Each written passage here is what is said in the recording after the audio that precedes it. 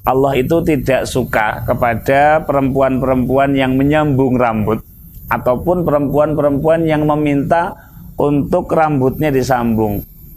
Nah, maka jika alat atau bahan yang digunakan adalah rambut manusia, jelas-jelas manusia ini walaqad karramna bani Adam, manusia ini makhluk yang mulia, maka bagian yang terputus seyogyanya dikubur seperti itu.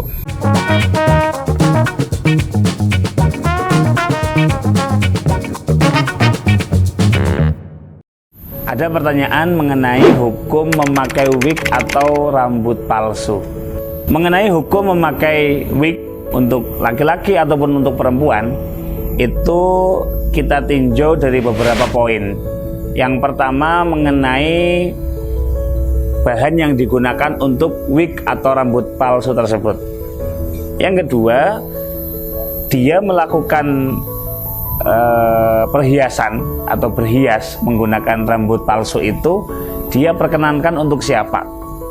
Nah, maka kalau dua-duanya ini memenuhi syarat yang diperbolehkan, maka memakai wig itu boleh-boleh saja. Apa syarat yang pertama? Yang pertama, yang digunakan adalah bahan yang suci. Bahan yang suci ini bisa kalanya memang dari sintesis buatan, begitu ya, rambut buatan dari plastik yang diolah misal.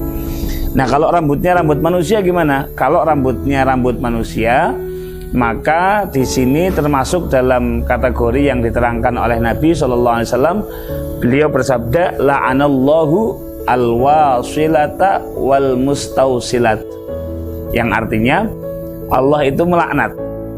Allah itu tidak suka kepada perempuan-perempuan yang menyambung rambut ataupun perempuan-perempuan yang meminta untuk rambutnya disambung.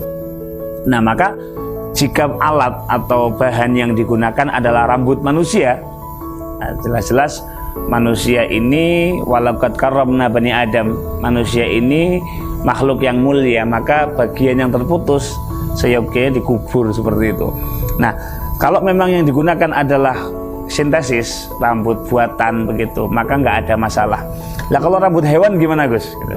Rambut hewan ini teman-teman perlu tahu bahwasanya maquti aminal hayawan kamaitatih, sesuatu yang terputus dari hewan itu hukumnya seperti mayatnya. Contoh kambing.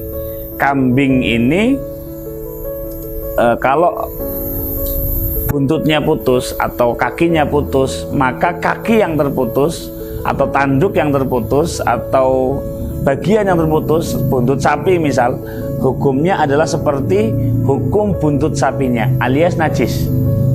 Oke. Begitu juga bagian dari rambut hewan yang tidak bisa dimakan. Rambutnya kucing, rambutnya anjing, rambutnya hewan apapun yang tidak bisa dimakan, maka ketika terputus hukumnya seperti mayitnya, artinya najis juga. Memang ada pengecualian untuk hewan-hewan yang bisa dimakan. Contoh kambing, contoh ayam. Maka bagian yang terputus dari rambutnya atau bulunya itu tidak termasuk kategori najis. Jadi saya ulangi, hukum diperbolehkan atau tidaknya memakai wig tergantung dari satu bahannya. Kalau bahannya rambut manusia tidak boleh, atau bahan yang najis juga nggak boleh.